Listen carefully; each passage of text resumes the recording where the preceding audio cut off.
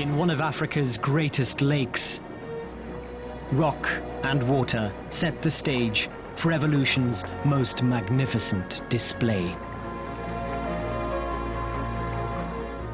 An explosion of species creates a kaleidoscope of color below the surface.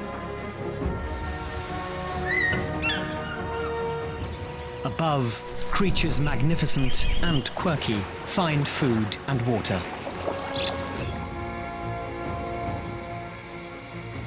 Life is full of surprises. In the endless freshwater expanse of Lake Malawi.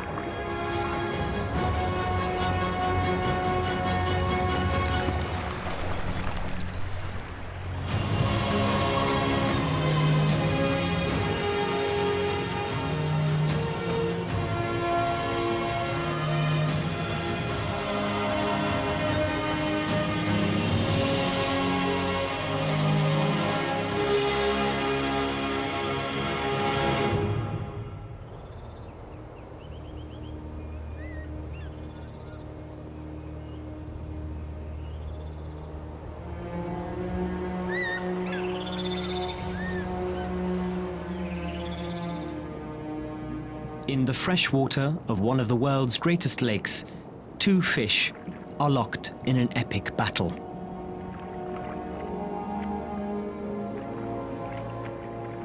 The victor will win lake bed territory and increase his chances of attracting a mate. To both competitors, this fight is all important. But when viewed on a bigger scale, their struggle is a tiny event, just one of infinite such competitions that take place within a much bigger story.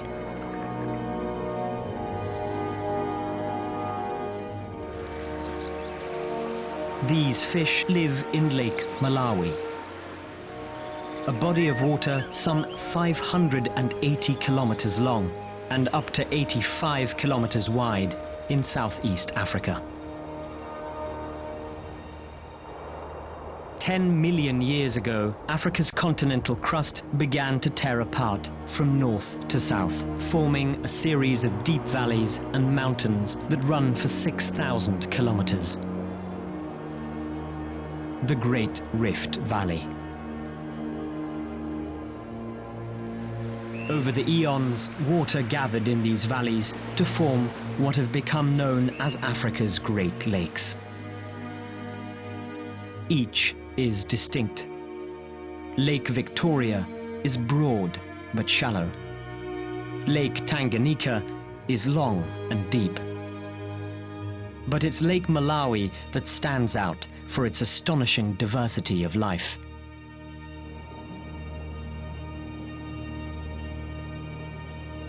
In places, Malawi's waters descend to 700 meters. While little lives in the gloomy depths, the lake supports more at its surface. From Africa's most majestic birds to its more diminutive creatures. But it's in the shallows that life exists in astounding variety.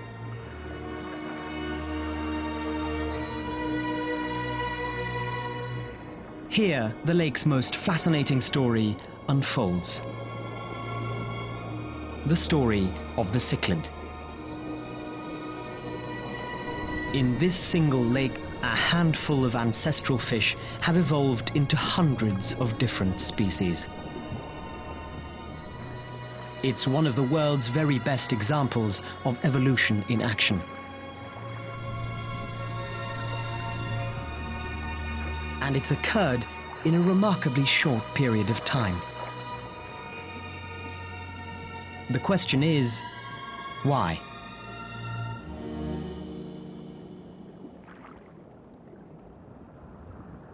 The lake's crystal water teems with life.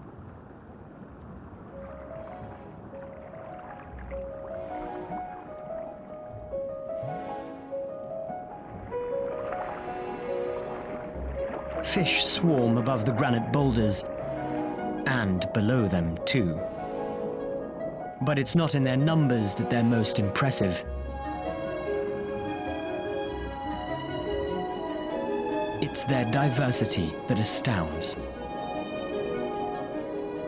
They come in all shapes, sizes, and colors. Incredibly, almost all of these fish are descended from a single ancestor. Around 1 million years ago, a river-dwelling cichlid migrated from Lake Tanganyika into Lake Malawi via rivers that once connected the two Great Lakes, but no longer exist. In this new water body, it began to inhabit new habitats.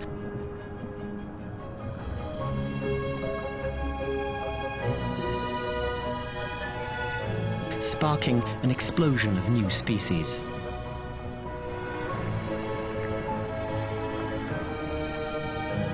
There are now at least 700 distinct species of cichlid in Lake Malawi,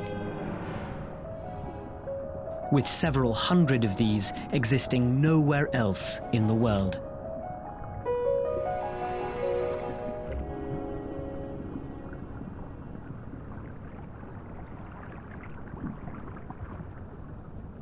Scientists believe that the first important factor spurring this speciation had to do with the lake bed itself.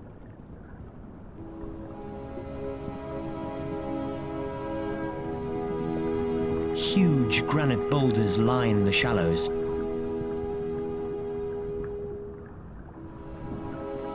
The sandy lakebed stretches between these rocky zones.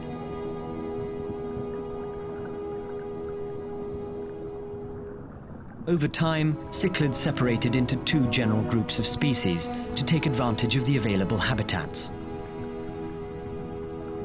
The sand dwellers and those that live amongst the rocks. These separate groups developed traits that tied them to their chosen homes. But the underwater environment of the lake has been far from constant. It has changed drastically since the cichlid's ancestors arrived, thanks to great variations in the water levels.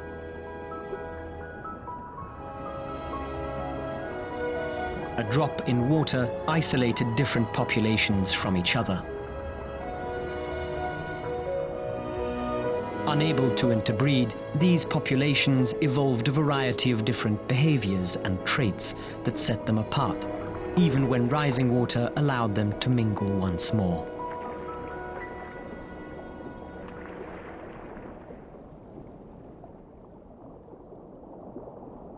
Some of the most important adaptations were to take advantage of all the lake's available food resources. Different diets include eating plankton straight from the water, taking parasites from other fish, and even preying on other cichlids and their young. Amongst the sand-dwelling species, some filter sand through their gills, digesting edible particles left behind.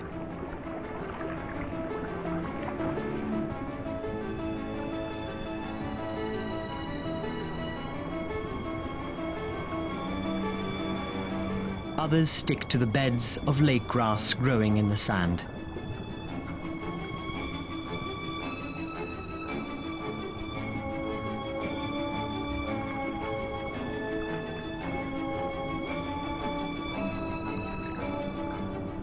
Here, they can easily pluck algae from the blades.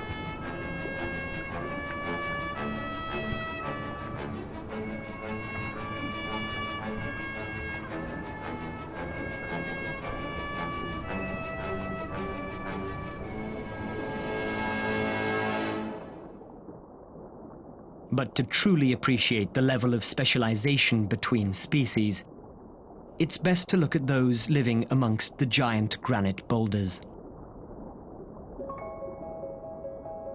Here, the major source of food to be found is in the carpet of algae covering the rocks.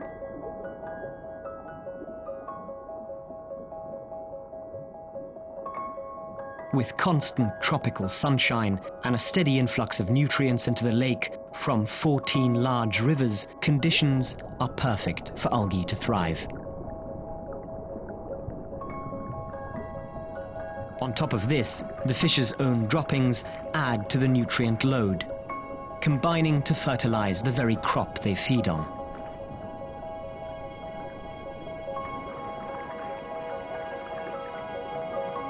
There's more to this algal carpet than meets the eye. It includes a diverse array of single-celled and stringy algae, mixed with innumerable bacteria, tiny crustaceans, and other single-celled organisms. To avoid competition for food, the cichlids have evolved different feeding apparatus to take advantage of specific niches within this rich layer.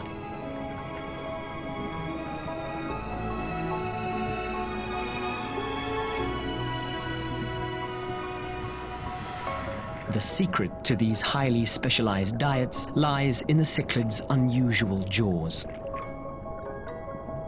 All cichlids have a second set of jaws toward the back of their mouths.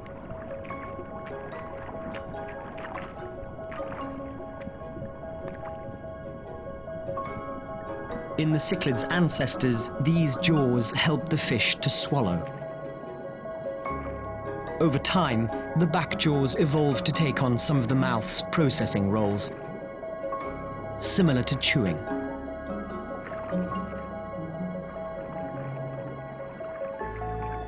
With less processing work to do, the cichlids' lips and teeth could evolve specifically for collecting food from different niches.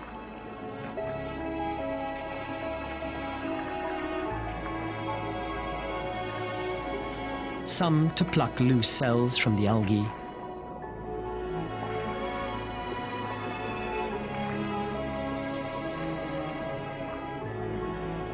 others to comb through the mat, cutting away even the most firmly attached threads.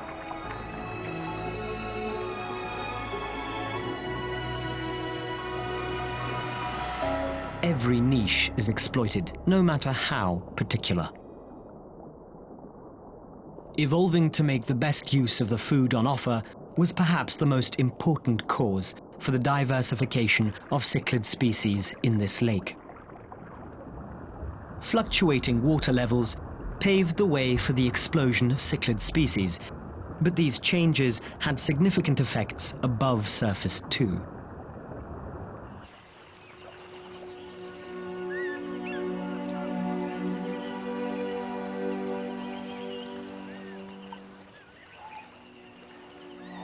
In the southern reaches of the lake lies Domwe Island.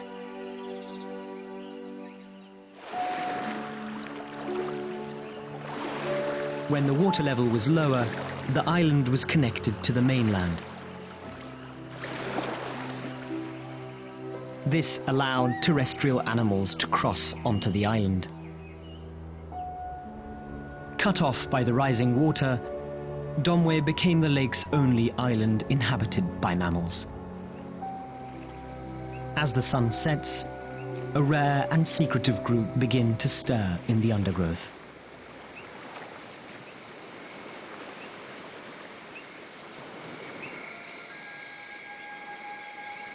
African civets.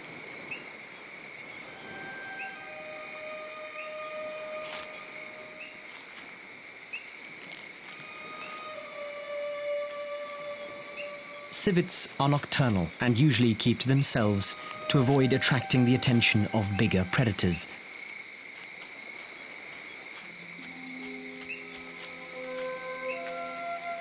But with their island cut off from the mainland, these civets have become the apex predator here.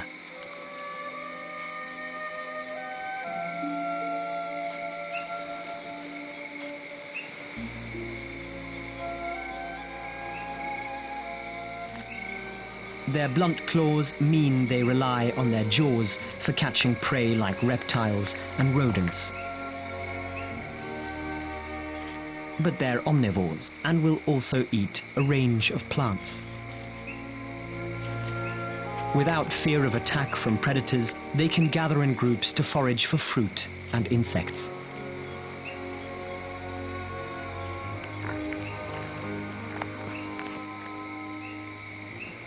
There's no need for claws when finding these. A good nose will do.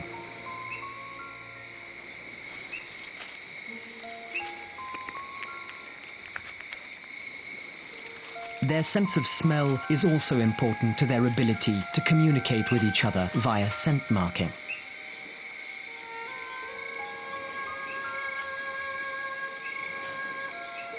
Their scent glands produce a strong, musky odor, and for many years, people hunted civets to use the scent in perfumes.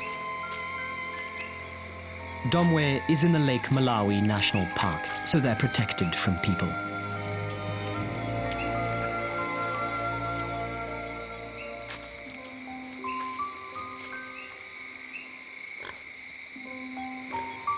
But they're not the only creatures foraging tonight.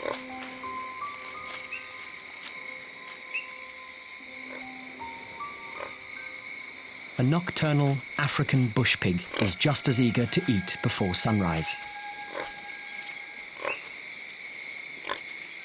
He may not be a predator, but at around 100 kilograms, he's intimidating competition. The civets resign their meal and disappear into the night.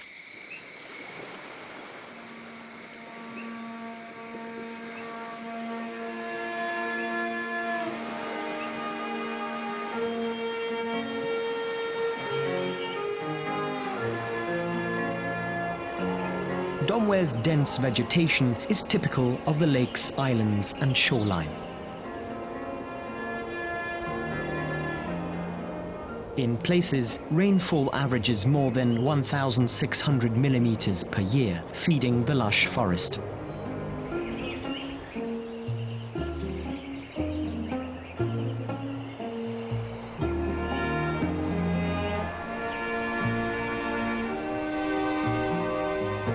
These take root above a bedrock of hard granite that extends under the lake.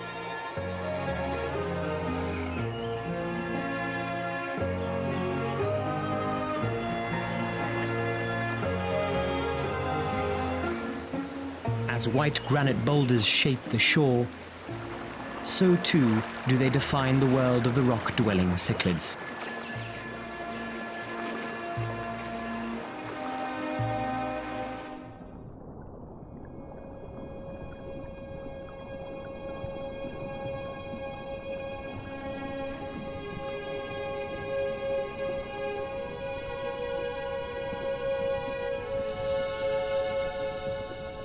In their variety of forms, they make up the structure of the fish's world.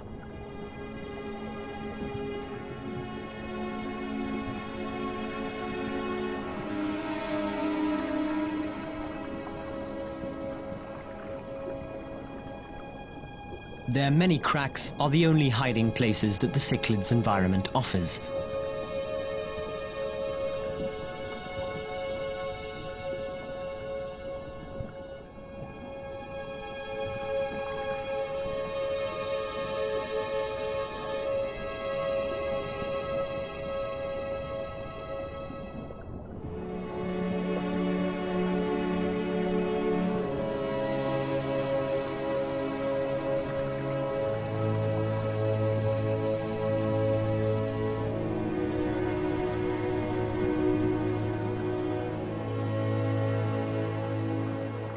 Sometimes the vulnerable find themselves exposed. This small school of young cichlids, called fry, is in a precarious position. They're unprotected on the open rocks, and many cichlids will eat each other's babies if they get the chance.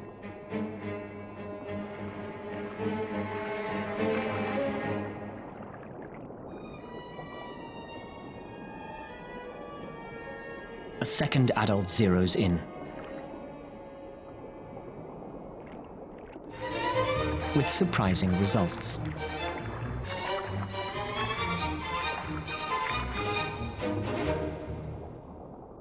She's their mother, and her mouth is a safe refuge. Almost all of Malawi cichlids practice what is known as mouth brooding.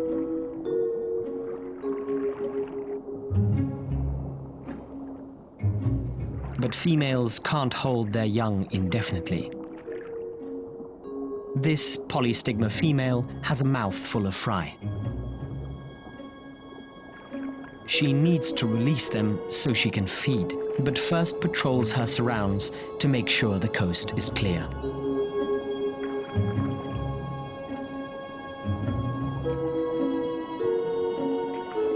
But she's not happy with the cover and will keep looking until she's completely satisfied. As evening sets in, a threat will emerge that even adults should fear.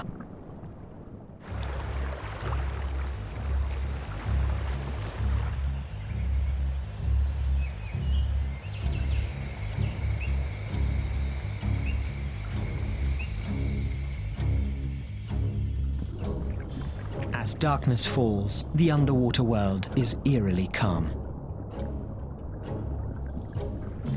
There are few cichlids to be seen. And for good reason. There's a pack of hunters on the move.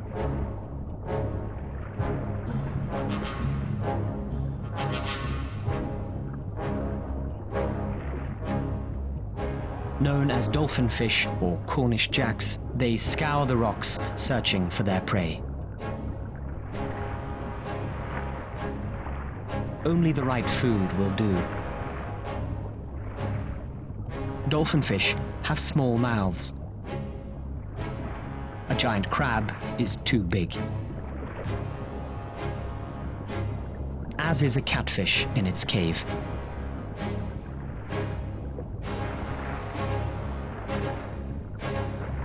But bite-sized cichlids will fit perfectly. With their streamlined heads, no nook or cranny is left unexplored. But it's not sight that the dolphinfish rely on most. These hunters have an organ that emits a low-voltage electric charge into the water. By sensing changes in their own electrical field, the predators can detect prey, its size, and how close it is.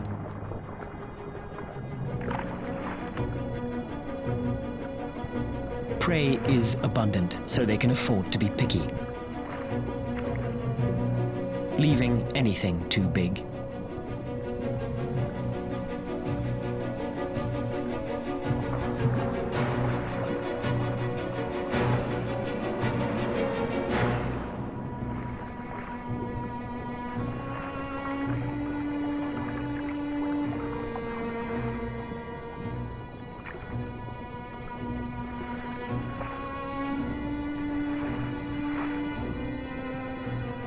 But when the right opportunity comes along, the hunters take full advantage.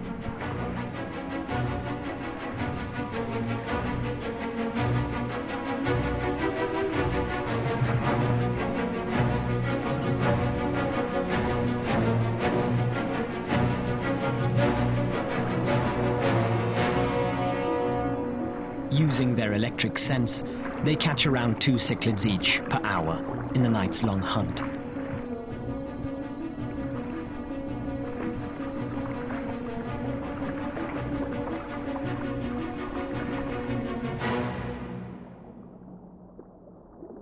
As the sun's rays penetrate the lake once more, the night's terrors dissipate, and the cichlids can emerge.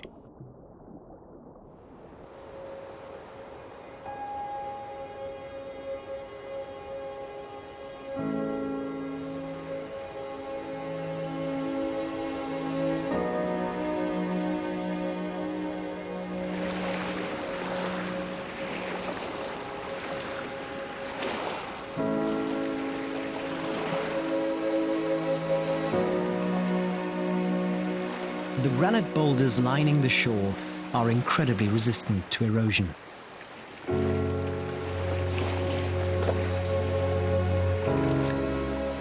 It takes the intervention of a most unlikely life form to wear them down.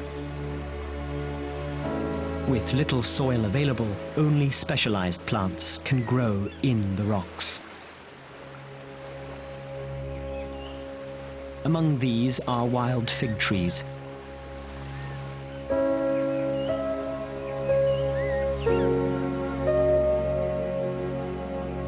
These can sprout and take root in tiny crevices.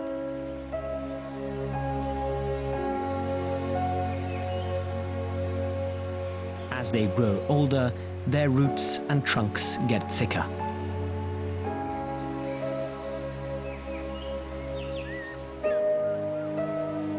Incredibly, they gradually force the rock to split and fracture, breaking huge boulders into smaller pieces. These then fall into the lake, creating cover for the cichlids.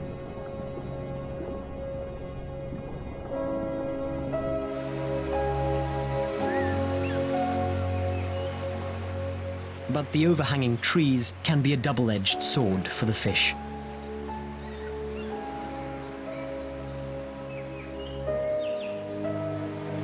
They also provide perches for the fish's greatest natural threat.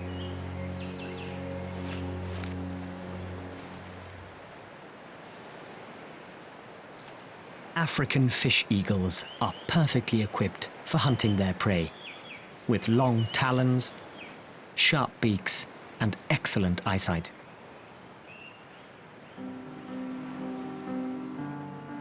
This bird is hungry and uses the tree as a point for surveying its surroundings. Small lizards abound on the boulders, but these aren't worth the effort.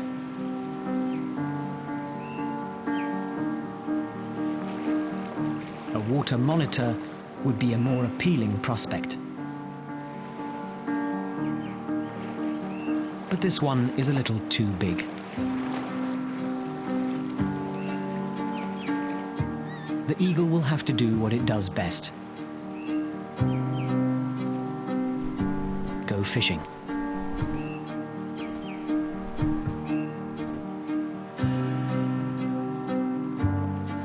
This powerful raptor can snatch fish from up to 30 centimeters below the surface.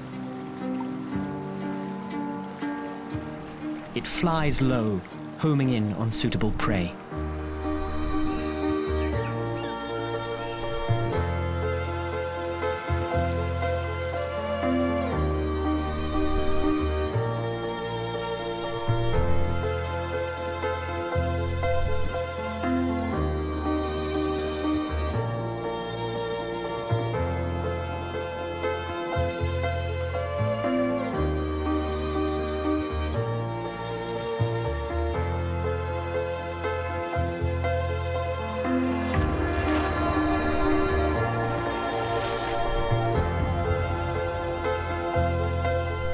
It's not a big fish, but it will do for now.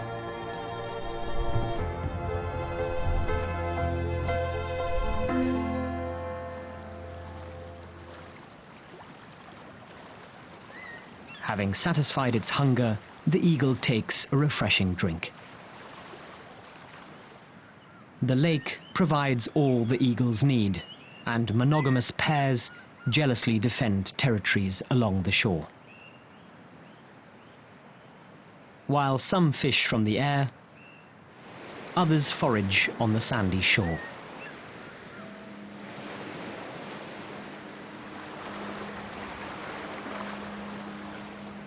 Wire-tailed swallows feed mainly on insects, but they supplement their diet with a surprising beach snack: shell fragments from freshwater snails.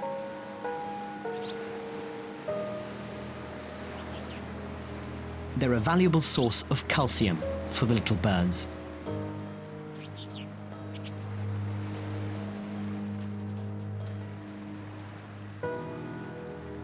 They're not the only ones taking sustenance from the sand.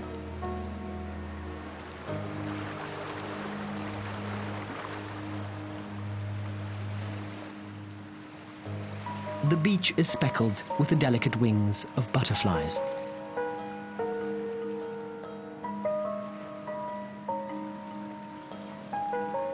They unfold their long proboscises to slurp tiny drops of water.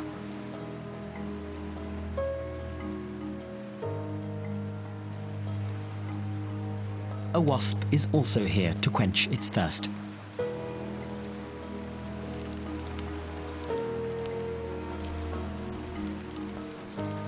While some drink, others take to the beach for a different reason altogether. An African pied wagtail moves gradually down the beach. These quirky birds are named for the way their tails bob constantly up and down. Scientists are still unsure as to exactly why they do this. Theories range from it being a signal of social status to a display of alertness to predators. Standing in one place, the bird's whole body bobs away as if obsessively driven by a nervous tic. As soon as it moves, its head takes over with an incessant nod.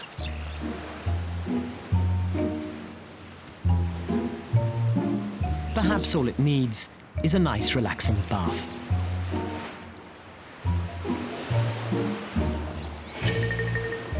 The fresh water of the lake is perfect for a good, thorough cleaning.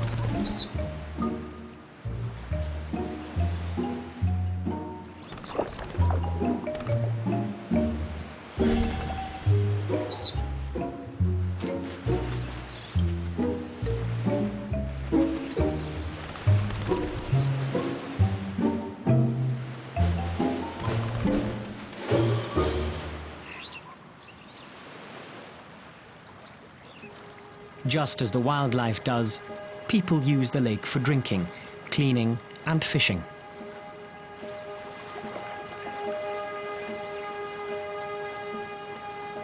Every morning, fishermen in dugout canoes cast nets along the shoreline.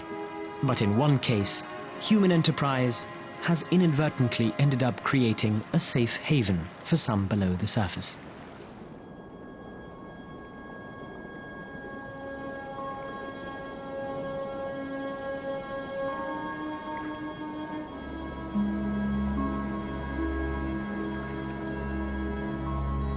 This old boat ferried people across the lake for many years.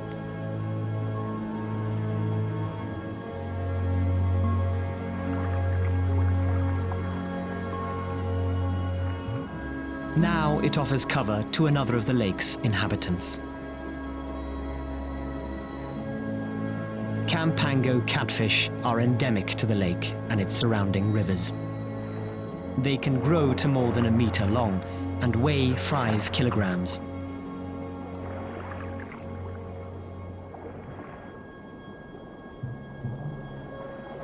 Their size and fatty meat makes them a prized catch for the lake's fishermen.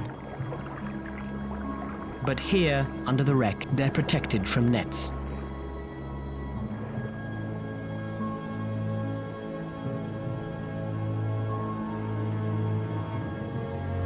Giant hollows in the sand will offer safe havens for their nests come the summer breeding season. Like the dolphinfish, these huge catfish hunt cichlids at night. But some cichlids give as good as they get.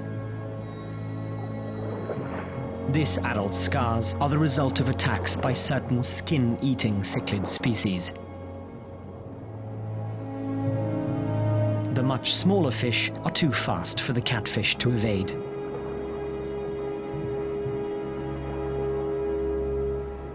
In this way, the catfish and cichlids have somewhat of a give and take relationship, both feeding on each other. It's a relationship that goes further than food, too.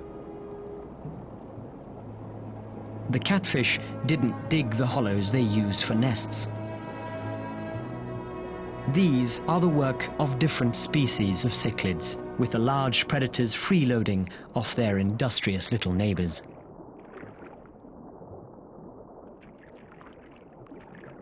For the sand-dwelling cichlids, safety lies in the ability to bolt in the face of danger, rather than hide from it.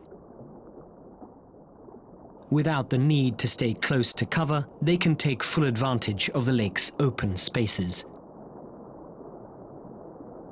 Here, they use the sand for grand construction projects,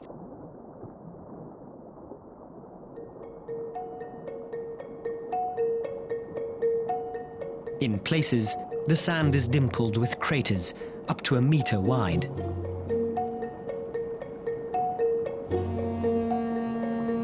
Known as bowers, these are built in the sand by male cichlids that hope to attract a mate.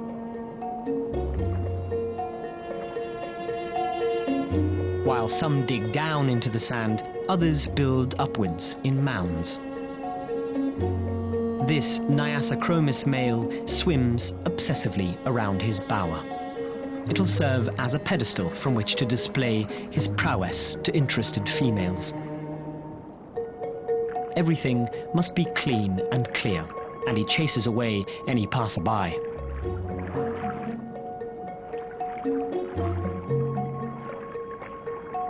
While he waits, he takes a chance to feed, sifting sand through his gills for anything edible.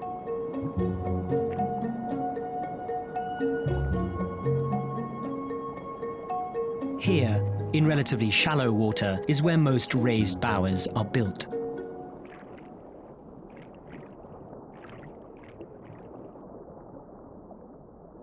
Scientists think this is because there is enough light for females to appreciate the three-dimensional structures. In deeper water, most bowers are dug down into the sand. In this particular case, many are built in close proximity to one another. Known as a lek, this group of bowers is like a market for females who will arrive to take their pick from the selection of mates before them.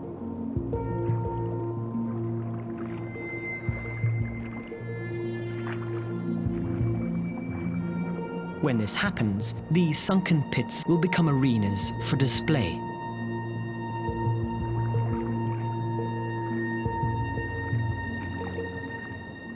This Dimidiochromis male is typically frenetic in his patrolling. For him, it's not just at ground level that the coast must be kept clear.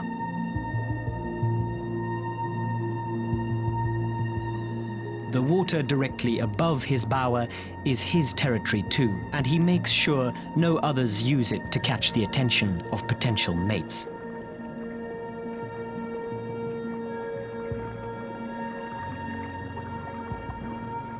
Interestingly, for many cichlids, the shape and size of the bower itself is of little consequence. It'll be the male's displays that matter. But in order to be in the running for selection, it's essential to control a bower from which to show off. The male's world is one driven by competition.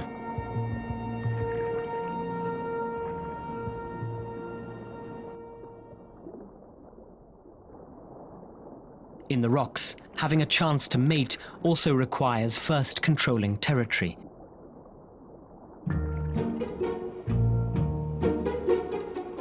This zebra cichlid is defending his turf in the boulders.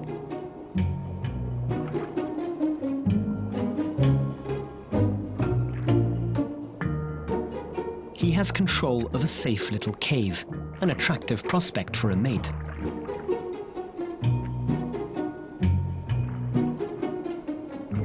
But hot properties are hotly contested, and he works tirelessly to maintain his claim.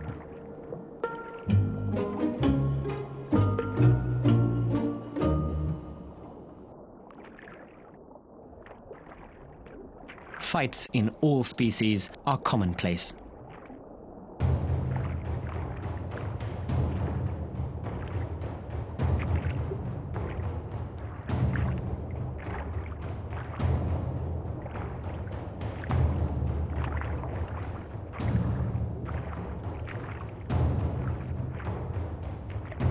Victors often pursue defeated opponents to send the message home. But victory will not guarantee mating. It's still up to the female to choose her mate. And it takes more than muscle to win them over. Females are enticed by a range of visual cues, including the size of the male, the size of his fins, and how symmetrical they are.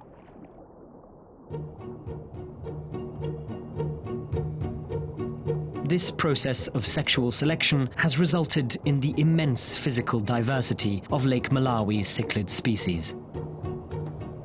Some even grow conspicuous bumps on their heads to attract attention. The most important factor of all is color.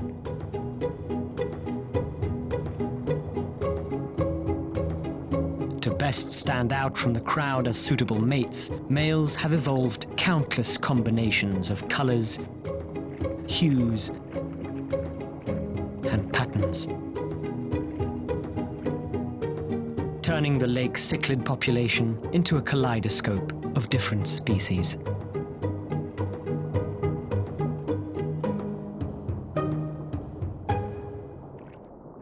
For males, spreading their seed requires first putting on a show. But for females, the hard work begins once their offspring have arrived. In a world where even your neighbors are out to eat your young, vigilance is key.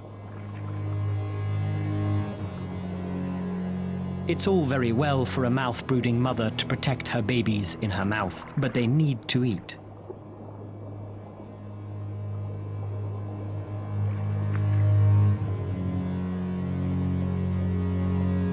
Luckily, the granite rocks provide once again.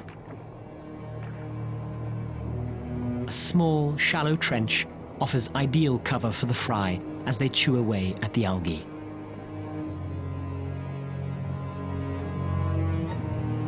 Mum hovers protectively overhead.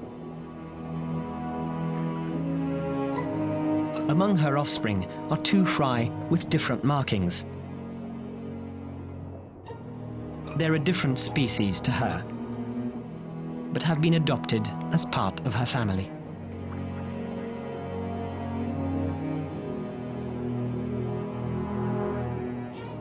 Scientists believe that this seeming benevolence may be yet another measure for protecting her offspring. If a predator attacks, having two non-related youngsters around lowers the chances of her own young being eaten. The mother is constantly alert to the possibility of danger.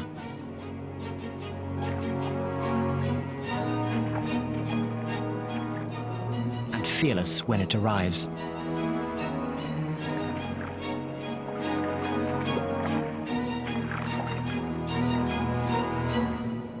Having fought off the hunter, she returns to quickly take her youngsters back on board.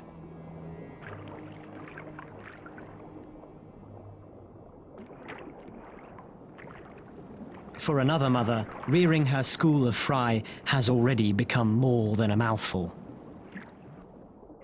This level of parental care may be unusual among the world's fish, but for the tireless cichlids, it's all in a day's work.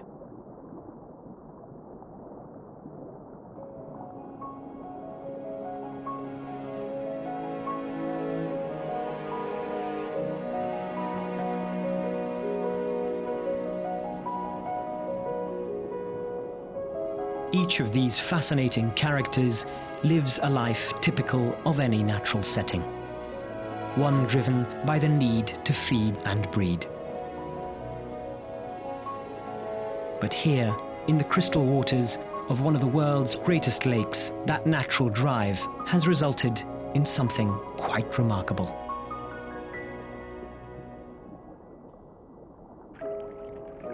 From limited beginnings, these fish have evolved in form, habit, and appearance to produce a staggering assemblage of species. One of the greatest wonders of the natural world, in one of its most beautiful settings.